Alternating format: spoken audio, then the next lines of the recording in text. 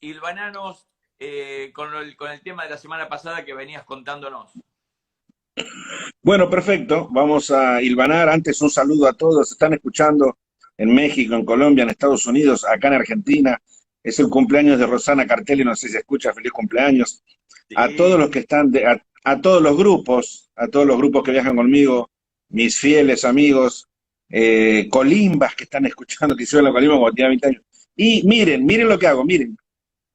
Porque Mónica dice que cuando cuento no me río, así que voy a tratar de reírme todo el tiempo, así Mónica está contenta. Bueno, miren, volví con el mapa, ujú, en el otro programa cruzamos el desierto del Sahara, no sé si ahí lo ven bien, ujú. y ahora vamos a ver si cruzamos, si entramos finalmente a la parte más difícil, la más compleja de lo que fue mi viaje, que es la costa oeste de África, que Ujú. fue realmente, cuando me preguntan a mí, fue el lugar más difícil por por muchas cosas combinadas.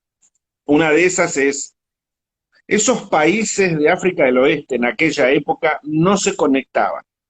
O sea, el mundo terminaba, en aquel entonces se podía cruzar Algeria, el desierto, como yo les conté que lo hice. Llegué ahí a Níger. Ahí de Níger me fui a Burkina Faso, siguiendo el río Níger, justamente, que hoy en día está casi desaparecido, comido por el desierto del Sahara avanza muchísimo y se está comiendo las selvas de África. Bueno, ahí bordeando el río Níger llegué a un país que se llama Mali, la capital Bamako. Ahí hay un país, se llama país Dogón, se llama país, en realidad no lo es. Son unas personas que Ujú. viven en un risco, viven en cuevas que están en una montaña, y suben por sogas y bajan por sogas muy alto, y viven adentro de la montaña en cuevas, pero tienen que buscar sus alimentos abajo. Es complicado llegar hasta el país Dogón, pero bueno, fui ahí con la moto, y ahí cerca está la famosa Timbuktu. Timbuktu es un lugar que fue prohibidísimo, uno de los lugares más prohibidos. Se dice que fue el lugar más prohibido de la Tierra. Y un francés logró romper esa prohibición, se aprendió árabe, logró ir pintándose su piel durante 2 o 3 años para oscurecerla. Bueno, rompió y pudo entrar a Timbuktu y contó lo que vio ahí. Y bueno, esto salió al mundo. Bueno, ahí fui con la moto, Timbuktu. Timbuktu se llama porque una mujer paraba en el desierto y cocinaba a las caravanas de camellos que venían. Las caravanas de camellos se cruzan de este a oeste o de oeste a este. Perdón, dije mal, corrijo, de norte a sur o de sur a norte. Nunca de este a oeste, porque no hay oasis. Entonces las caravanas no pueden cruzar. Siempre que venían de Egipto e iban hacia el Atlántico, tenían que hacerlo de una manera norte-sur para poder llegar a los oasis. Muchas caravanas de camellos han desaparecido. Hay una leyenda que dice que 100.000 camellos desaparecieron en una sola caravana. No sé si es verdad, es una leyenda. Pero este Timbuktu se llama porque esta mujer cocinaba, y la mujer se llamaba, una negra, se llamaba Timbuktu, mamá Timbuktu. Le cocinaba a los que llegaban ahí con las caravanas. En aquel entonces se comerciaba con sal. Bueno, la cuestión que llego con la moto y luego parto para Senegal, y cuando llego a Dakar, bueno, fue como el París-Dakar, ¿no? Que creo que la foto ya se vio. Y ahí entonces viene mi viaje hacia África Negra. Pero es ahí en Dakar. Fíjense ustedes, en Dakar hay un hotel, el Hotel Fabergé. En ese hotel hay una placa de pilotos, los que eran de la Aeropostal francés. La Aeropostal era el correo, el primer correo que hubo, el primer correo que unía Europa con Buenos Aires, o sea, unía París con Buenos Aires, la Aeropostal. En ese grupo de pilotos de la Aeropostal es donde estaba Antoine de Saint-Exupéry, el escritor del Principito. Antoine de Saint-Exupéry era piloto de la Aeropostal y volaba desde París a Buenos Aires. Ustedes saben que Antoine de Saint-Exupéry cayó en el desierto, bueno, y fue donde se le ocurrió escribir El Principito. Era un muy mal piloto, había tenido 3 o 4 accidentes. En uno de ellos desaparece en el Atlántico, viajando hacia Buenos Aires. Hacían una escala en Brasil cuando viajaban hacia Buenos Aires. Bueno, esto es en Dakar. Y ahí en Dakar es como que terminaba el mundo. Ahí en Dakar era como que, bueno, el París-Dakar, ¿no? Llegaba hasta ahí. Pero a partir de ahí no había más. Entonces lo que la gente decía era, bueno, pero usted para... No, no se puede. Los países no se comunican. ¿Cómo no se va a comunicar un país con otro? A ver, todos los... Hasta ahora, no, no, no, acá no, porque están peleados, porque distintas tribus, porque están en guerra, porque no tienen comercio, entonces ¿para qué van a tener caminos? No. Tiene que tomar un barco, en Senegal me decían, y se va a Costa de Marfil. Esquiva todos esos países, porque Costa de Marfil ya es un país, no, no me voy a tomar un barco, no, no. Conclusión, parto con la moto a lo que es Gambia, Senegambia. Ustedes han escuchado ese nombre, Senegambia, porque Gambia había tenido una guerra con Senegal. Senegal ganó la guerra, de ahí surge lo de Senegambia. Pero a esa altura de mi viaje, ya Senegambia había desaparecido como Senegambia, ahora volvía a ser Gambia, que había sido un reino, uno de los reinos más importantes de África. Y de Gambia, que tengo que cruzar en un bac. Bac son unas especies de planchuelas de metal oxidado que cruzan los ríos, porque no había ni puentes. Y ahí entro a Guinea-Bissau. Y ahí en Guinea-Bissau es donde, que es de habla portuguesa, ex colonia portuguesa, y ahí en Guinea-Bissau es donde la capital se llama Bissau. Claro, ustedes piensen que hay 3 Guineas. Ustedes, ¿cuántas Guineas hay? Guinea-Bissau, de habla portuguesa, Guinea-Conakry, de habla francesa, Guinea Ecuatorial, de habla hispana. Ya vamos a llegar ahí. Estoy en Guinea-Bissau, habla portugués, un país muy pobre, y ahí me dicen, terminó. Usted no puede seguir, porque nosotros no nos conectamos con el siguiente país, que es Guinea-Conakry. No nos llevamos bien, no nos conectamos, no tenemos carretera, no hay comercio, no. Y ahí, bueno, yo tenía miedo, ahí me quedo hospedado con un libanés y hablábamos mucho. Él tenía una fábrica de cerveza, Sagres se llama la cerveza. Si ustedes ponen en internet, cerveza Sagres. Y este libanés era un hombre de dinero y me decía, quédate conmigo, me quedé en su casa. Pero no podía seguir. Los andorranos, un matrimonio de Andorra, le regalaban al presidente Mercedes-Benz a cambio de llevarse la madera, de talar la selva y llevarse madera, y le mandaban en barcos Mercedes-Benz. Miren ustedes, yo estaba envuelto con esa gente, me iba enterando de todo y lo escribía y lo mandaba a las revistas de Europa. Y me dicen, bueno, no, no. Y yo digo, bueno, pero tiene que haber. Había 3 posibilidades. Por las montañas de Futayalón, montañas muy barrosas, selváticas, muy complejas, montañas que le dicen el pico de las brujas, donde era prácticamente imposible, apenas alguna vez algún camión en época seca intentaba pasar la montaña de Futayalón, y ahí estábamos ya muy cercanos, ya se olía la lluvia. La tercera posibilidad, era por las tierras bajas. Las tierras bajas, en cuanto cayeran 2 gotas, se convertía todo en agua, en esteros, en pantano. Pero había descubierto yo, justamente con la tribu Fulani y los mandingas, me habían dicho, un jefe mandinga me había dicho, hay una tercera posibilidad, se llama la vereda. La vereda. Entonces me explicaba que, bueno, no era un camino, era un camino de caminar, pero que atravesando la selva de Guinea-Bissau, atravesando los ríos, sobre todo el río Bafata, y luego atravesando la selva de Guinea-Conakry, iba a llegar a una carretera asfaltada en Guinea-Conakry. ¿Y cuánto era la vereda? 90 kilómetros. O sea que si yo sufría, si estaba dispuesto a sufrir 90 kilómetros de selva, pues iba a llegar, y entonces elijo la vereda. Así que ahí me voy, me despido, con mis bártulos, con mi moto, y me encamino en esta. Me cuesta mucho encontrarla, no me voy a detener en detalles, y ahí me meto en la selva de Guinea-Bissau, salgo del camino y encuentro entre 2 árboles ahí un senderito, y empiezo a andar en la selva. Y ahí es donde vivo el mayor horror prácticamente en cuanto a lo que es andar en moto por un camino, de todo mi viaje, de los 280 países. Aun cuando hubo otros horrores, ese fue el peor. Tanto es así, para que ustedes lo comprendan, que cuando yo termino de cruzar el desierto del Sahara, digo, si alguien viene y me ofrece 10 millones de dólares, no vuelvo a cruzar el Sahara. No vuelvo a hacer eso.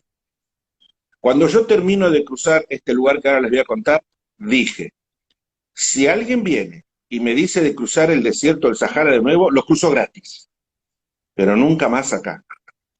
Ahí casi pierdo todo, el viaje, la moto, todo. Esta senda en la selva era la moto, el carenado de la moto tenía que abrir ramas, raíces enormes, barro, hojas, piedras. Yo ese día, cuando voy por esta vereda, porque no se puede llamar un camino o una senda o una huella, cuando voy por esta vereda, ese día decía, bueno, si yo parto a la mañana, ¿no? Y manejo todo el día, todo el día, todo el día, ¿qué otra cosa voy a hacer? Manejar. Pues, entonces a la noche, pues, son 90 kilómetros. Así que bueno, yo todo el día rayado, lastimado, las piernas, cayéndome cada vez que pegaban una raíz. Aparte, imagínense, yo no me daba cuenta que mi velocidad era con los pies en el suelo. La mayoría de las veces yo viajaba con los pies en el suelo. O sea que no tenía velocidad, primera, segunda, primera, segunda, primera, segunda. Así que ahí caía, levantaba, caía, levantaba, caía, levantaba, mosquito, fiebre. Y al final del día, cuando ya el sol apaga la luz están viendo fotos del Sahara, ya pasó atrás, cuando el sol apaga la luz y que se hace plena noche, ahí descubro, miro el velocímetro y digo, no, se rompió, no puede ser, no puede ser, 9 kilómetros, no puede ser, 9 kilómetros, he manejado 15 horas, no puede ser. Y sí, efectivamente no estaba roto, había cubierto 9 kilómetros. Acortando esta historia para que podamos seguir adelante, el horror de la vereda fue inconmensurable, indescriptible. Al día siguiente avancé 8, al día siguiente 6, al día siguiente 5. Bueno, finalmente llego al río Coruba. Cuando llego al río Corubal, ahí veo que hay un río muy ancho. Y ahí Guinea-Conakry estaba del otro lado. ¿Y cómo cruzaba ese río muy ancho y correntoso? Entonces ahí me dicen unos pobladores, me dicen que hay un bac, o un lanchón, que había que tirar de unos cables de acero con la mano, con los oxidados y con pinches, que estaban anclados en otro árbol del otro lado. Se ve que, bueno, ¿y cuándo cruzamos? Cuando venga gente. ¿Y cuándo viene gente? Nadie sabía. Así que ahí me quedo, durmiendo, comiendo, durmiendo, mosquitos, comiendo, durmiendo, mosquitos, hasta que viene gente. Vino gente, y ahí entonces subimos la moto a este lanchón, porque la gente tenía que cruzar otro lado, y empezamos a cruzar el río Curubal a Guinea-Conakry, con el problema y con el riesgo de que la corriente se lo llevaba, y en varios momentos casi sucedió, mientras el capitán, el que se llamaba que era el capitán, gritaba, no, vamos, tiren. Llegamos a Guinea-Conakry. Guinea-Conakry cuando llego, también, imagínense ustedes, selva, árboles, los pobladitos vivían en chozas. Y ahí entonces supuestamente lo que uno llama migraciones, ¿no? Eran unos pobres hombres que no tenían ni para escribir, les regalo una lapicera y ahí me dicen ellos que me van a dictar lo que yo escribo. Yo me escribo en el pasaporte la entrada, la escribo yo. La entrada al país de Guinea-Conakry, yo me escribo. Permiso de Emilio Joto para... Imagínense la época en que vivíamos, lo pienso y no puedo creer. Parto, y ahí les pregunto, ya estoy cerca, ¿no? Del camino asfaltado. Entonces me dicen, sí, que faltan, no sé, 50 kilómetros. ¿Y cómo es el camino? Malo. ¿Malo hasta dónde? Y ahí me dicen, ¿no? Malo, un poco. Peor, después. Y el resto, no sabemos, nunca fuimos.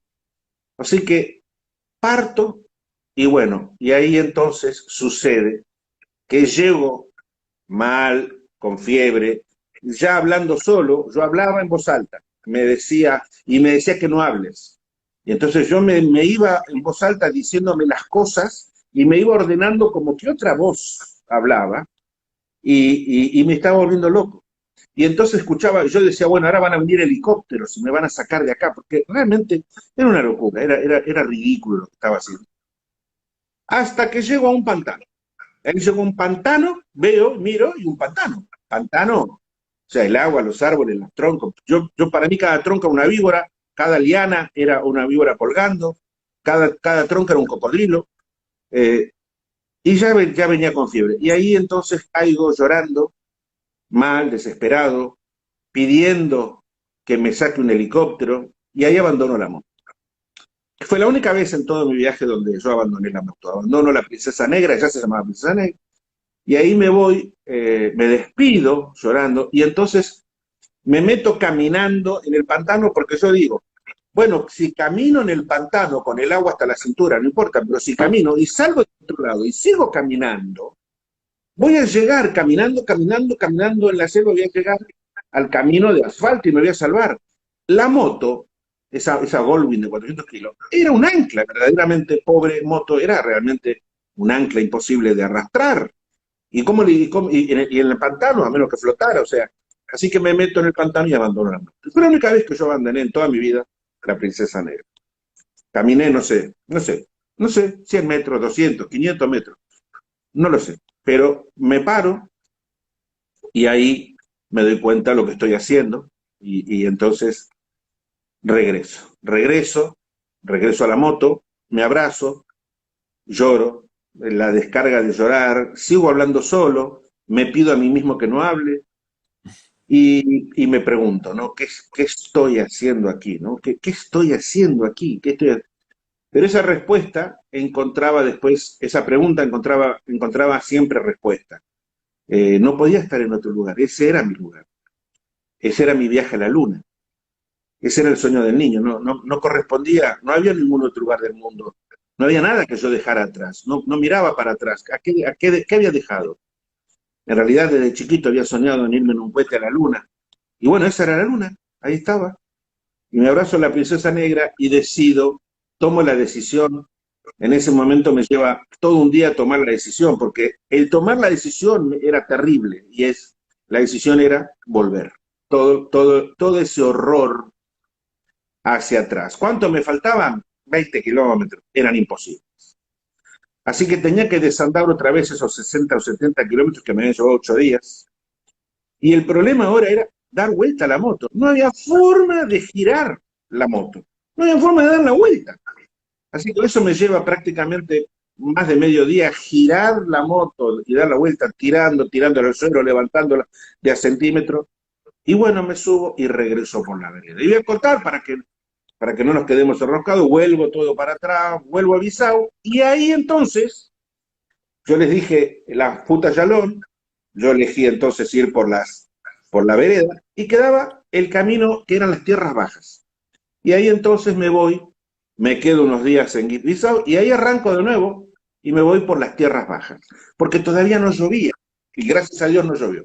Pero las tierras bajas tenían otro problemita, tenían las cobas y ellos me habían dicho, las cobas comen motos, me había dicho un fulani de la tribu fulani. ¿Qué son las cobas? Yo ahí, bueno, parto por este camino de tierras bajas, tenía que pasar por unos alambrados, por campos no, o sea, campos del gobierno, árboles, también un poco selva, ¿no? No tan tupida como la otra, porque había planos, agua. Llego a un pobladito, duermo abajo, me acuerdo, abajo había un camión, Ujú. que hacía ese recorrido 2 veces al año. Y ahí parto, y ahí llego a la primer cova. ¿Qué eran las covas? Las covas eran un zanjón, una, una, un zanj, una canaleta, un zanjón en la tierra. Como si, vamos a ver, como si una excavadora con una pala no muy ancha, sino más o menos del tamaño de la moto y un poquito más, hubiese excavado una, una canaleta honda que salía del otro lado. Eso era una cova, eso se llenaba de agua de la lluvia de todo el año, mosquitos, esa agua se oxidaba, se ponía color óxido, y se calentaba, era muy caliente el agua esa. Y a los costados que había, selva. A veces había dos covas juntas, una de un lado, y por el medio de la cova un caminito donde pasaba un niño caminando, ¿no? O sea, pero, y la cova tenía más o menos 1 metro de profundidad, ¿no? O sea que si yo bajaba, me metía en la cova, por adentro del agua, el agua me iba a llegar más o menos al tanque, y, y acelerando salía del otro lado de la cova. Era un dulce, un té, ¿no? Un té caliente. Claro, no podía, o sea, de solo ver la cova, yo decía, pero no, yo no tengo una moto para meterme, creo que ni una de cross, no tengo una moto para meterme adentro de ese. ¿Cuánto tenía de largo cada? Las covas, era todo un camino así, todo un camino. Las covas tenían, cada una tenía más o menos eh, eh, 8 metros, 10 metros de largo, 7 metros. Y de ancho, el manubrio rozaba los costados de la tierra, que era todo selva a los costados. Una cosa, una locura. Bueno, aparecen, en África es así, ¿eh? Aparecen unos niños, una bandada de niños, 7, 8, 6 niños, yo no sé de dónde, niños de la selva. Y los niños son los que me ayudan en las covas. Los niños van entrando conmigo a las covas y me van empujando adentro de las covas. Bueno, termina el camino de las covas, léanlo en el libro que está por salir en español, se los voy anticipando, este año sale el libro en español, lean cómo fue todo eso. Y ahí termino de entrar a Guinea-Conakry. Guinea-Conakry era un país que había estado 35 años cerrado al mundo, completamente cerrado, cerrado al mundo. 35 años nadie podía. Entonces había mucha gente joven, hasta gente que cumplía 35 años, que nunca habían conocido a un extranjero. Entonces la gente me tocaba la piel y me decía, turist. Pensaban que turista era un estadio en la piel, que era algo humano, turista, ¿no? Turis, me tocaba en la piel, Turis, era algo tan extraño para ellos, porque el presidente, Sékou Touré, el presidente de Guinea-Conakry, había cerrado el país durante 35 años. El presidente Sékou Touré cambiaba los ministros, estamos hablando de 1988, 1988. Sékou Touré, el presidente de Guinea-Conakry, cambiaba los ministros ahorcándolos. Había un puente en Conakry capital, había un puente que se llama el Puente de los Colgados. Si ustedes lo buscan en internet, con Guinea-Conakry, el Puente de los Colgados, y hay incluso fotos, hay fotos, me parece que son en blanco y negro, donde hay gente colgando. Él cambiaba cuando se cansaban los ministros, los colgaba del puente. Eso era Guinea-Conakry, imagínense ustedes. Así que rompo los 35 años de encierro de esta gente, cruzo Guinea-Conakry, y cuando termino de Guinea-Conakry, ahí entro a lo que fue tal vez el peor país del mundo, tal vez el peor país del mundo, que fue Liberia. Las fotos están un poco, no hemos podido ponerlas en orden, esas fotos pertenecen del otro lado de África, pertenecen a los guerreros masái, pero no importa, acompañan el relato de todas maneras. Era imposible ordenar 80.000 fotos para que ustedes vean esto. Y entro a Liberia. Liberia fue el primer país de África en liberarse. Piensen ustedes que todos los países de África, 55, lograron su independencia en los 1950, 1952, 1954, 1956. Liberia es el primer país que se independiza en 1878, creo. O sea, muchísimo, el único país de África, porque Liberia es el país que se forma cuando los Estados Unidos le dan la libertad a los negros, el que quiera volverse, se volvía a África, ¿se acuerdan? Toda la esclavitud, bueno, el que quiera. Bueno, hubo barcos que se volvieron, y esos negros que se volvieron a África fundaron Liberia, cuya capital es Monrovia. Ustedes habrán escuchado porque muchos barcos del mundo, la mayoría, utilizan bandera de Liberia, bandera liberiana, porque es puerto de conveniencia, país de conveniencia, por el tema de los impuestos. Vieron que muchos barcos dicen Monrovia. Bueno, Monrovia es la capital de Liberia. Cuando entro a Liberia, y me salté algo, claro, en el viaje. En realidad yo de Guinea-Conakry entro a Sierra Leona, cruzo Sierra Leona con el tema de los diamantes, ustedes lo habrán visto, y entro a Liberia. Cuando entro a Liberia, me arrestan, un checkpoint en la ruta, ¿no? Como ahora con el coronavirus que te depara, bueno, igual, un checkpoint de militar. Me quitan la moto, me arrestan en el checkpoint, a 70 kilómetros antes de llegar a la capital, Monrovia. Y ahí es donde por primera vez, en todo mi viaje, en toda mi vuelta al mundo, por primera vez me pega un soldado. Por primera vez me toca. O sea, en África hay un tema. Los africanos, sobre todo los militares, los policías, en aquella época, cambió mucho. A un blanco pueden denigrarlo, hacerle mil cosas, pero no tocarlo. Jamás. Un negro no toca a un blanco. Si lo toca, es porque lo va a matar. Y eso no sucede de ninguna manera habitualmente.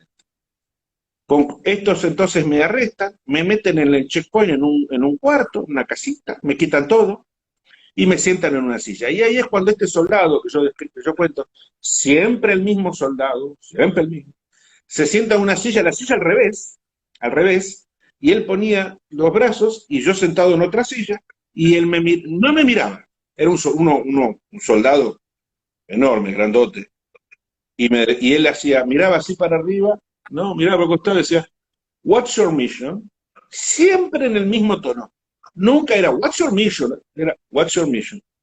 Entonces yo le decía, "I'm tourist, I'm traveling." ¡Boom! Me pegaba con la mano abierta, me pegaba un cachetazo de este lado de acá. ¡Boom! El primero que me dio, que me agarró totalmente desprevenido, me tiró, me arrancó de la silla al suelo, ¿no? Yo me quedé, no, creo que aparte de ver estrellitas y contar todos los planetas de las constelaciones, no entendía. O sea, nunca me había pasado.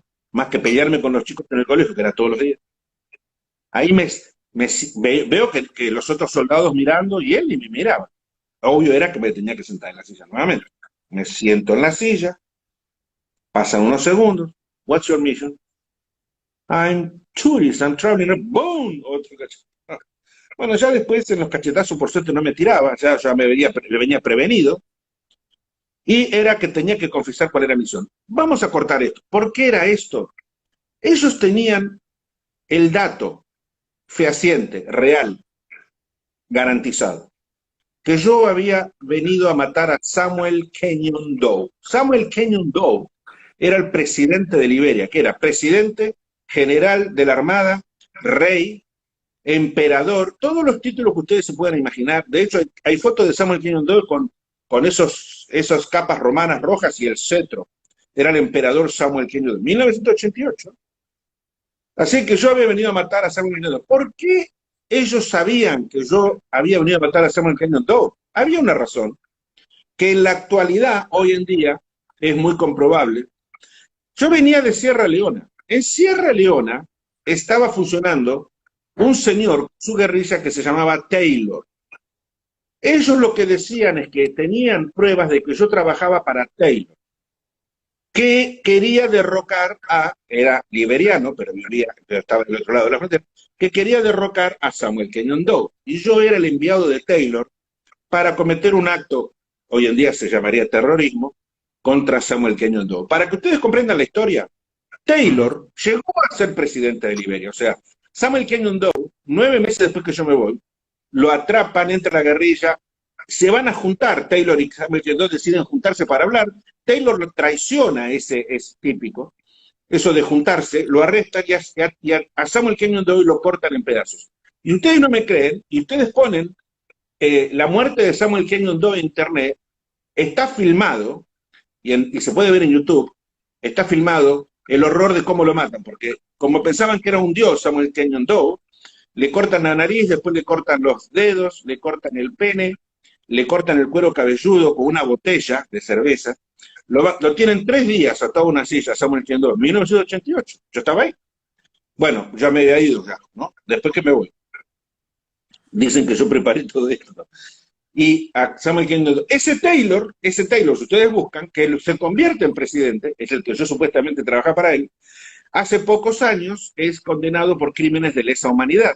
En el mismo mes donde condenan por crímenes de lesa humanidad a Mubarak de Egipto. De hecho, en el mismo día condenan a Mubarak de Egipto y a Taylor, presidente de Liberia, por crímenes de lesa humanidad. Ese es el Taylor que supuestamente en 1988 yo trabajaba para él para matar a Samuel Kenyon Doe. ¿Qué va a pasar conmigo? Me iban a matar, obviamente. Entonces, un libanés, siempre me habían dicho, siempre confía en los libaneses, no en los africanos, confía en libaneses, en sirios, en extranjeros, franceses, que se había enterado, tenía un hotel, y se había enterado de que yo estaba arrestado, manda un ministro que iba con sus prostitutas al hotel gratis, le dice, ministro, ahí tienen un viajero, pero es un argentino, no, nada que ver. ¿No? Y el ministro, bueno, pasó a ser importante, en un papel le firma una servilleta, le se pase, va hacia la frontera y se lo da a los soldados, y la orden de un político era la orden de un político. Y entonces me liberan, me devuelven la moto, me devuelven todas mis cosas, parto, llego al hotel, me quedo en el hotel. Ellos venían de todas maneras a la noche. De 3 a 4 de la mañana yo tenía que pararme en el playón, en el parking del hotel, todo desnudo, sin calzoncillos, sin nada, completamente desnudo durante 1 hora firmes. Eso era para denigrarme, nada más. Ahí es donde me dice él, tienes que irte, y tratar de cruzar el país hacia Costa de Marfil. Y es ahí donde parto y logro cruzar checkpoint, pero tenía el papelito, le pasé. Y entonces logro llegar. Cuando cruzo Costa de Marfil, me acuerdo que me abrazan. Las autoridades me recibieron, no podían creer que alguien lo hubiese cruzado. Ahí viene Costa de Marfil, un país que parecía la París, se llamaba la París de África, ya no es más así. Había un presidente Houphouët-Boigny. Houphouët-Boigny era, le dice, si ustedes ponen, Houphouët-Boigny, el viejo, le decían. Houphouët-Boigny era el presidente de Costa de Marfil, Ivory Coast, Costa de Marfil, un país lleno de franceses, y parecía la París. La embajada argentina era la casa más impresionante de todas las embajadas que existían en Costa de Marfil, en Abiyán, que es la capital, la embajada de Argentina, la casa del embajador, perdón, la casa del embajador argentino era la que todo el mundo esperaba, que Argentina se fuera para quedarse con la casa del embajador argentino. Era realmente descomunal frente al lago que está en Abiyán. ¿Cómo será Houphouët-Boigny que el Banco Mundial, son países que les regalan dinero, hacen cosas? El Banco Mundial había hecho un puente, y Houphouët-Boigny, yendo en su Mercedes, mira el puente que estaban terminándolo y le dice, ¿qué es eso? Dice, el puente que donó el Banco Mundial, que costó $5 millones ese puente. Y Houphouët-Boigny dijo, eso es un desastre, eso es horrible. Tírenlo abajo. ¿Cuánto sale hacer el puente? No, va a salir otros 20. Yo pongo los 20 para que hagan un puente. Y efectivamente tiraron abajo el puente que había donado el Banco Mundial, y Houphouët-Boigny, millonario, bueno, pagó el puente que está ahora. Pues, eso era, imagínense, en donde justamente yo veía todo esto. Bueno, ahí parto para Benín y Togo. Y en Togo me dicen, ojo, cuidado, ¿no? Acá, porque acá es donde salió la magia negra que Haití, ¿no? Haití y Cuba, toda esa magia cruzó el océano desde Togo. Y en Togo me dicen, yo digo, bueno, pero acá estoy en el centro de la magia del mundo, la magia, blanca, negra. Y entonces me dicen que me están tocando el timbre, no saben que estoy haciendo un programa, y entonces me dicen que que no puedo ir a ver, no puedo visitar un lugar donde esté el Guidi. El Guidi era el rey. El Guidi era el rey que hacía la magia negra, pero eso es imposible. Yo logro entrar a un poblado donde hace magia negra y veo los tótenes de los sacrificios de niños, niño varón y niño mujer, que hacen... ¿Qué significa esto que estoy contando? Bueno, no es una cosa... A ver, cuidado, porque muchas cosas se sacan de contexto. Alguien de nuestros oyentes, se lo agradezco de todas maneras, hizo un comentario que lo habrás leído, Jorge, donde yo dije que las Honda eran máquinas de césped. No son cortadoras de pasto. Yo no dije eso fue sacado del contexto. Lo que dije es que sí, que Honda se dedicó a mucho. Nunca Honda se separó del mundo de las motos de los viajes. Por eso otras compañías del mundo se pusieron a fabricar motos de viaje como locos. Por eso cuando uno alquila una moto en cualquier lugar del mundo, le es muy difícil alquilar una Honda para viajar, y sí, en cambio, una BMW. La Honda es la moto que me llevó alrededor del mundo. Extraordinaria.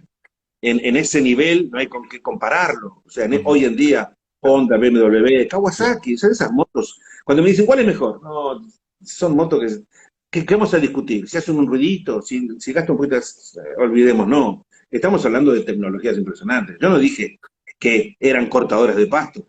No, yo tengo que estar agradecido por mi vida a Honda. Si bien mi relación no fue lo que esperaba con Honda, y no sigue siendo lo que esperaba, pero Honda no tiene de todas maneras por qué haberme dado nada. A ver si eso lo comprendo perfectamente. Entonces queda aclarado que no quise decir que son cortadores. Dije que vendieron, sí, Honda se dedicó a vender trillones y cuatrillones de cortadoras de pasto, de motos pequeñas, pero nos olvidó un poco a los viajeros, porque pensó que el mundo de los viajes no era algo importante, y hoy en día el mundo de los viajes es tan importante como las carreras o más. Así que queda aclarado el tema. Entonces, bueno, ¿qué pasa? Entonces aclaro con esto de la brujería. Bueno, mucho, lo mismo que el canibalismo. Yo no comenté, no quise meterme en el tema del canibalismo y yo lo toqué eso muy, muy, muy de cerca. Eh, en África del Oeste, a ver, había presidentes que ustedes lo leían en los periódicos, no se acordarán, pero Bokassa, presidente de la República Centroafricana, cuando a Bokassa lo derrocan y abren las heladeras, y esto no tiene título, ustedes lo pueden leer, ¿no? Cuando abren las heladeras en República Centroafricana, en Bangui, en las heladeras abajo, Bokassa tenía bebés colgando en las heladeras. Y esto se supo. Fue cuando a Mitterrand en Francia le preguntaron, señor presidente, ¿usted iba a banquetes en Bangui? Y fue cuando Mitterrand, la famosa frase de Mitterrand que dice que él era vegetariano. Joder. ¿Por qué? Bueno, esos eran unos locos totales. Idi Amin Dada, locos había muchos. Idi Amin Dada, ustedes conocen la historia. Bokassa, eran emperadores. Eran, muchos de esos presidentes que se habían convertido en presidentes en estos países que se independizaban se consideraban dioses. Macías, en Guinea Ecuatorial, que decía, yo soy Dios, ya les voy a contar. Macías, ¿qué hacía? Era un militar que decía, yo les voy a mostrar quién es Dios. En Guinea Ecuatorial, el único país que habla español. Yo les voy a mostrar quién es Dios. Bata es la capital. Entonces ponían un estrado, ¿no? Y la gente era obligada a ir al discurso de él, como en todos los países cuando es un discurso de algún político, ¿no? Entonces Macías, vestido militar, decía, ustedes, ¿quién es Dios? ¿Quién es Dios? Yo soy Dios, decía. Van a ver, van a ver. Entonces había una mampara, ¿no? En el escenario. Entonces se ponía detrás de la mampara, sacaba la cabeza y decía, a ver, llamen a Dios 3 veces. Y se escondía, ¿no? Entonces la gente, Dios, ven, Dios, ven, Dios. Claro, Dios no venía. Entonces sacaba la cabeza. Ahora llámenme a mí. Y escondía la cabeza. Macías, ven, Macías, ven, Macías, ven, Macías salía. Acá estoy. ¡Ah! Macías es Dios. Bueno, imagínense, eso era lo que yo vivía. Yo vivía. Por eso digo, y muchos periódicos del mundo y muchas revistas del mundo dijeron que yo fui el último viajero del siglo XX. Yo viví los últimos estertores, los últimos latidos del corazón del siglo XX. No había computadoras. Ustedes piensen que estaba lisa. O sea, lisa. Piensen que cuando yo parto en mi viaje, nace el creador de Facebook. Yo parto cuando nace el creador de Facebook. O sea, el mundo era otro. Entonces, ese era el mundo que yo vivía, estos dioses, ¿no es cierto? Y el canibalismo lo practicaban. ¿Por qué? ¿Por qué? ¿Por hambre? No, eso es algo religioso. Comen el cuerpo de un niño porque es el guerrero poderoso, ¿no? El jefe come el corazón. Siempre no. Es una cosa muy rara. Una tribu le roba a un niño a otra tribu, pero ¿cuándo? Una vez al año, o una vez cada 2 años, y la otra tribu le roba a esta. Entonces hubo casos, y Europa generaba mucha presión sobre África, sobre los presidentes de aquella época, en los 80, para que los presidentes pusieran. Hubo un periodista muy famoso francés de un programa que se llamaba Ushuaia. Fíjense ustedes, Ushuaia, ahora que me acuerdo, que cruzó el Congo en botes neumáticos filmando para la televisión francesa y desapareció. Y los huesos los encontraron en una aldea caníbal, en mi época. Esto es comprobable. Yo estoy contando una cosa que... Bueno, igual la magia negra, igual sacrifican a un niño, porque... Bueno, parto de ahí, sigo África del Oeste, le digo, ¿no? Y ahí empiezo ya a ir para Nigeria. Nigeria era un desastre. Nigeria, un país petrolero, Nigeria era un país que siempre venía con el tema del petróleo, un país que de hoy en día de la OLP. En Nigeria, ustedes recordarán, porque uno dice Biafra. Ah, les dije, Biafra. ¿Dónde es Biafra? Biafra era en Nigeria. Biafra era un país. ¿Se acuerdan los niños de Biafra? Biafra era una provincia de Nigeria que se quiso independizar, se quiso hacer país. Nigeria lo bloqueó. Y de ahí vino la hambruna. Y de ahí las muertes de los niños flaquitos. Y que el mundo empezó a ver el horror. Ahí el mundo empezó a ver el horror de África. Lo primero que empezamos a escuchar en el mundo occidental fue de Biafra. Y bueno, era esta provincia bloqueada durante 2 años y la gente se moría. Ujú. Bueno, ahí yo cruzo entonces Nigeria en guerra, no en guerra, no en guerra, guerra civil, pero ni tampoco, era derrocar, había a veces, miren ustedes el horror, en Lagos a veces pasaban los autos en la avenida y había por ahí algún cuerpo, como un gato ya seco, y ahí tirado y la gente pasaba. Ahí estoy con la embajada argentina, muy amables, y ahí sigo para Guinea Ecuatorial, que me adelanté y les conté lo del presidente Macías, que decía que era Dios, y ahí me voy para Camerún. Camerún. Los negros de Camerún son azules. Es el negro más negro de los negros, de todos los negros, de todos los, con los dientes blancos. El negro de Camerún es azul, el famoso, que acá en Argentina se hizo famoso, ¿no? El negrito de Camerún. Incluso Camerún, un país muy bonito, Camerún, hay un tren, en Camerún hay un tren, una cosa insólita, con frutas, ¿no? Y ahí cruzo Camerún, porque tenía que meterme en África del Centro para cruzar a Chad, a la República de Chad. Chad, cruzo por un río seco con la moto, entro a Chad, un lugar en el desierto, porque era como volver un poquito hacia el borde del Sahara. Había terminado una guerra con Libia, con Gaddafi, y ahí me arrestan y me expropian todo y me encierran en un cuartito oscuro, porque ven que tengo la visa de Libia y creen que venía trabajando para Libia. En África, ustedes dirán, pero otra vez, es que en África el tema de espionaje, espión, en francés espión, espía, spy, en todos los idiomas, cualquier extranjero era un espía. Eran los momentos en el mundo, en la Unión Soviética, cualquier extranjero atravesando un país era un espía, de algo. Entonces, toda esta zona, yo todo este momento lo vivía como un espionaje. Yo espero que esto estoy contando, me entusiasmo para contarles a ustedes. Todo esto está en el libro con lujo de detalles que va a salir. Que todavía no les quiero decir el nombre porque es una sorpresa, pero va a salir este año. Y nada, pero que yo me escucho, pienso, me imagino que ustedes del otro lado. Bueno, en Chad me arrestan ahí, me quitan todo, me ponen un cuartito de oscuras y luego me liberan porque ven una foto, encuentran, me expropian todas las cosas y ven una foto con Maradona. Una foto que yo me había sacado en Roma con Maradona. Entonces, cuando ven la foto con Maradona, oh, ¿cómo no les había dicho yo que era amigo de Maradona?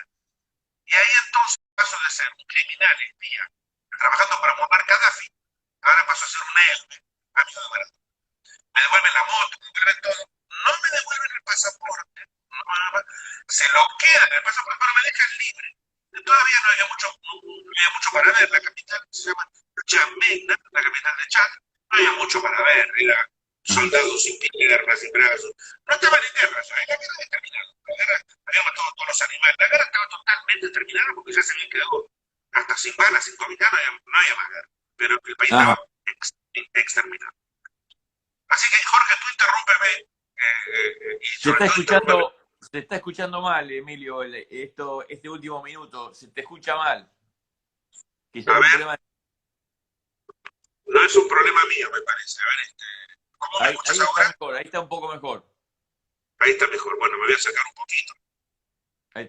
Y entonces, N'Djamena, que era la capital de Chad, vuelvo para Camerún, vuelvo para atrás, vuelvo para Guinea Ecuatorial y me voy para Gabón. Y cuando estoy atravesando, perdón, Guinea Ecuatorial, que les conté de Macías era Dios. Cuando estoy atravesando Guinea Ecuatorial, el país donde Macías era Dios, empiezo a sentirme mal. En la moto, por un camino asfaltado, sí, angostito, pero la selva, pero asfaltado. Pero empiezo a sentirme mal. Yo iba hacia Gabón y Congo. Me empiezo a sentir mal. Ya tenía 8 meses viajando en África. Y llego en la selva a un claro donde hay unas casas chatas, largas, varias casas chatas y chozas. En las casas, yo sabía que en cuanto la vi dije, ahí viven extranjeros, lo que llaman cooperantes, franceses, del otro lado de la costa ingleses, que son cooperantes para organismos internacionales de cooperación, ¿no es cierto? Porque instalan, porque hacen carreteras o porque instalan líneas telefónicas o porque medicina, por un montón de cosas. Llego a esta casa y ya me sentía yo afiebrado. Cuando paro la moto, de las chozas la gente, claro, miraba, y salen unos extranjeros, blancos, argentinos, cordobeses, el doctor Greco, y 4 médicos más jóvenes y un cura argentino. Ajá. que estos argentinos trabajaban para el Vaticano, enseñaban a lavarse, a cuidar el cuerpo, enseñaban a la gente como ahora nos están enseñando cómo tenemos que lavarnos con el barbijo, bueno, lo mismo hacían ellos ahí. Me ven, me hacen una comida, me habían visto en un programa de televisión que me habían hecho en la capital, no podían creer que estuviera ahí, y me hacen una comida. Y comiendo, yo me levanto y caigo al Ah, suelo, y ahí es donde yo entro en 10 días de malaria. Terrible, la malaria es un espanto. Algunos de los medicamentos que se están hablando hoy en día, los empezaron a practicar conmigo. En aquel entonces, medicamentos que a veces son para malaria, parece que con esto del coronavirus. Yo tomé esos medicamentos en el año 88. Recién estaban empezando a practicar y ahí cargo 10 días donde me moría. La malaria te ataca los huesos, te quieres abrir el cuerpo y sacar los huesos para afuera. Yo en ese momento, si me decían firme que se muere, yo firmaba para morirme, porque no mucho puedes dolor. aguantar el dolor permanente que te produce en todo el cuerpo la malaria. El dolor es insoportable. La cabeza, los vómitos, pero más que nada los huesos. El esqueleto duele muchísimo. Entonces, uno sabe qué hacer con el esqueleto, no se lo puede sacar para afuera. Y al final me salvo no por los medicamentos, sí, pero fue por otras, bueno, me salvo, y sigo, entonces me he dado malaria y me queda por 9 años en páncreas. O sea, si yo voy a tener una recidiva, no podía Ajá. seguir mi viaje en África, tenía que abandonar África. Porque por 9 años queda eso instalado en el páncreas. Si después de 9 años no me volvía, ya nunca más iba a tener. Nunca más, por suerte me quedó 9 años, pero nunca más tuve, y pude seguir mi viaje por África. Ahí me fui para Congo. Congo eran dos Congo. Congo República Popular y Congo que se Ah. llamaba Zaire, que era Mobutu el presidente. Mobutu, ¿se acuerdan Mobutu? Mobutu, ¿se acuerdan? Que tenía el sombrero ese de leopardo. Mobutu Sese Seko Kuku Wasabanga. Le repito, Mobutu Sese Seko Kuku Wasabanga. Ese era el presidente, un multimillonario con palacios en un país pobrísimo, pero bueno, los Estados Unidos le daban dinero, Francia le daba dinero, con tal de que Naciones Unidas votara lo que cualquier ley quisieran sacar esos países, ¿por qué los ayudan? ¿Por qué les dan millones y millones y millones, 500 millones, mil? ¿Por qué?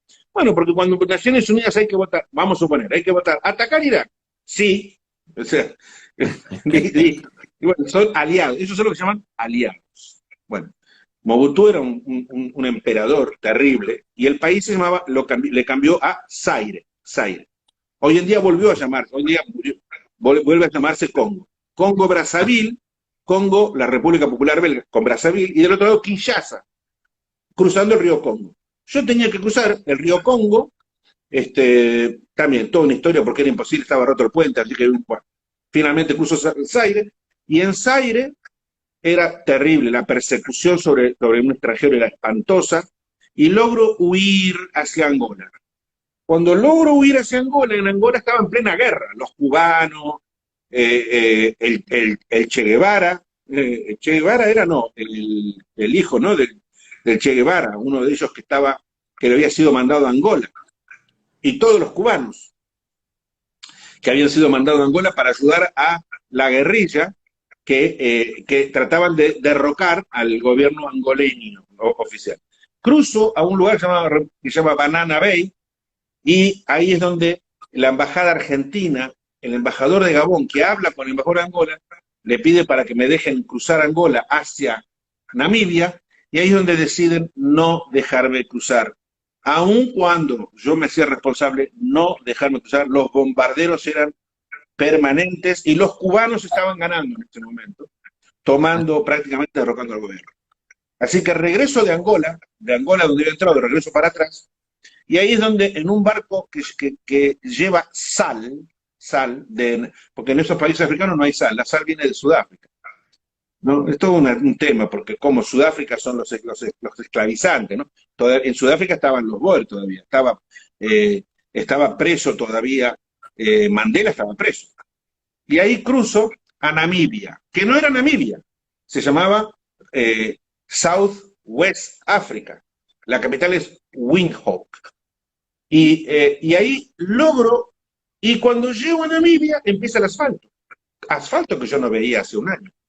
Y esa vez es cuando en toda mi vida, nunca hice tanto, y hago 1.750 kilómetros sin parar. Ah, En Windhoek hasta Cape Town, 1.750 kilómetros, día y noche. porque no podía creer que yo estaba en una carretera. Me acuerdo que al principio medio como los marinos, ¿no? De tanto andar en barro. Y cruzo lo que hoy es Namibia, lo que hoy después se independizó, ¿no? Y entro a la República Centroafricana, Sudáfrica, perdón, a Sudáfrica. Sudáfrica, claro, era otra cosa, era un país con hoteles, claro, era un país gobernado por blancos. Mandela estaba en la cárcel. Y ahí cuando estoy en Cape Town, ¿qué sucede? Algo increíble histórico. Veo que algunos extranjeros andaban con unas camisetas blancas, unas remeras, con escrito acá, bueno, apoyaban a el cartonero que vio a Monzón tirar a Alicia, el cartonero, Baez libre en Sudáfrica, libertad para Baez. Y de ahí fue donde yo me entero, con esta gente, estos blancos, que Monzón en Argentina había matado a Alicia Muñiz. Alicia. Y entonces estaban pidiendo la liberación del cartonero. Imagínense, finales diciembre de 1988, Navidad, que paso hacia 1989, era nuevo, en Sudáfrica. Me voy a Mozambique, en guerra, la Renamo, el gobierno manda, el presidente de Mozambique. Usted imagine, estamos hablando de presidentes de naciones, que había otro mundo. El presidente de Mozambique manda 2 camiones llenos de soldados con Kalashnikov, con RPG, ¿no? RPG para los tanques, para escoltarme hasta Maputo, ex Lorenzo Márquez, capital de Mozambique. Y logro entrar donde la Renamo, la guerrilla, si me agarraban, me ponían neumáticos y me prendían fuego. Cualquier persona que agarraban lo ponían neumáticos en el cuerpo, porque ahora sí le ponían fuego. Me escoltan los soldados, vuelvo después a Sudáfrica, me voy para Botswana de aquella época, las cataratas Victoria, entro a Zambia, comunista, Zimbabue, ex Rodesia, y ahí me voy para Malawi, el lago Malawi, y ahí me embarco por el lago Malawi en un barco, pónganlo ustedes, se llama Ilala, el barco se llama Ilala, ustedes pongan Ilala, lago Malawi, van a ver qué barco antiquísimo, 100 años, mandado desde Inglaterra. En este barco, el único con todos los negros, viajando por el lago Malawi, y me voy a la otra costa, y ya estamos avanzando, y llego a Tanzania. Y ahí cuando voy a Tanzania, el lago Tanganika, llego a Tanzania, voy a Kenia. En Kenia, Tanzania era terrible, era comunista, terrible en Tanzania. Ahí en Tanzania yo tengo un accidente, después. Bueno, voy a Kenia. Y cuando me voy a Kenia, yo no tengo que ir a Uganda, Ruanda y Burundi, pero en Ruanda y Burundi, donde están los gorilas de montaña, los únicos gorilas del mundo de montaña, donde están las montañas de la luna, de la película de Dian Fossey, Gorilas en la niebla. Ahí es donde justo los Tutsi y los Hutus estaban en plena guerra y cortándose cabezas. Los cuerpos pasaban, les juro, los cuerpos pasaban por el lago Tanganika, sin cabeza. Otra vez, espión, claro, me sacan la cámara de fotos, me sacan los rollos, me confiscan la moto, a mí siempre me estaban confiscando las cosas, pero bueno, lograba, rogando, pidiendo, al final lograba siempre salir y volver otra vez para atrás a Uganda y a Kenia. Y ahí en Kenia ya más tranquilidad. Un país donde vienen todos los británicos. Hoy en día yo tengo viajes a Kenia, llevo gente a Nairobi, a Kenia. Y ahí me voy a la isla de Zanzíbar, perteneciente a Tanzania, y vuelvo a Kenia. Y cuando vuelvo a Kenia, bueno, muy bien, ahora ya me falta poco, porque estoy en Kenia, me falta hacia el norte, estoy yendo hacia el norte, estoy volviendo a Europa, y ya me falta, al lado de Kenia, ¿qué está? Somalia. Después viene Djibouti, Sudán y Egipto. Sí, sí. Y entonces Egipto estaba en el Mediterráneo. Pero Kenia no se puede ir a Somalia. ¿Por qué no se puede ir de Kenia a Somalia? Tampoco, no hay camino, no hay esto, no se puede ir a Somalia. Así que ahí es donde me embarco en un dao árabe, que no tienen quilla, un dao árabe. Estos que cruzaban, Simbad cruzaba el mar de la India en estas cáscaras de nueces, parece una cáscara de nueces, un dao, parece una cáscara de nueces. Todos vomitando, hacían caquita sacando un culito por la borda. Y ahí me dejan, muy poco, fueron unas horas, moviéndome, vomitando, y me dejan en Kisimayo. el primer puerto ahí de Somalia, ahí por la arena, bajando la moto en el agua, en el mar, en la arena. Siempre subir y bajar era un desastre. Eran 10 personas levantando los 400 kilos del agua. Y de Kismayo me voy a Mogadiscio. Y ahí en Mogadiscio, cuando llego a Mogadiscio, ustedes lo vieron. Después sucedió. Los helicópteros, ¿no? La caída del halcón negro. Bueno, Somalia, cuando yo llego no está en guerra y a los 5 días explota la guerra en Somalia. Las guerrillas del norte, ese es el mapa que están viendo de mi viaje a la vuelta al mundo, vienen, toman Mogadiscio y Mogadiscio explota una guerra descomunal impresionante. Ahí sí, que con el cónsul de Italia, que es el que me ampara, el cónsul de Italia, y 2 sómalos médicos, corremos por las calles porque nos atacan el auto, nos incendian el auto del cónsul. Yo tenía la moto guardada en Radio Mogadiscio, el presidente era Siad Barré, que después huyó, y ahí todos los extranjeros se van de Mogadiscio. Y la embajada americana ofrece llevar en Hércules C-130 a todos los extranjeros para llevarlos a otros países. Y me ofrecen a mí también me dicen, la embajada americana, porque era la única que tenía Hércules C-130 para llevar, pero sin la moto, obviamente, no te puedes llevar tu auto, todo. No, gracias que te estamos. Yo no me quise ir, me quedé en Mogadiscio. En Mogadiscio caminábamos en las casas por el suelo, nos comíamos en el suelo, porque era todo, todo el tiempo eran bombas, tiros en las paredes. Sí. Y ahí hay un puerto. Disculpame que te interrumpa, nos queda 1 minuto y medio como para que vaya redondeando este tramo.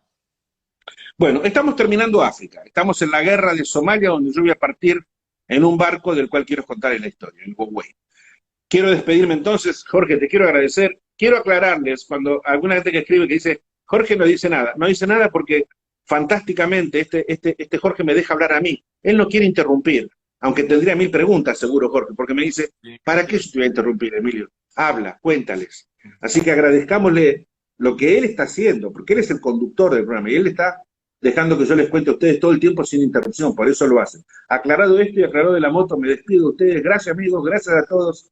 Nos vemos la semana que viene y espero que lo estén disfrutando y no se olviden que este año sale el libro y que pronto vamos a salir del tema del coronavirus. No tan pronto, cuídense. Y cuídense en serio porque esto es en serio.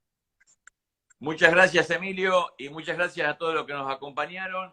Y los espero mañana con otro programita a las 19:30 con un amigo que también recorrió bastante en el mundo.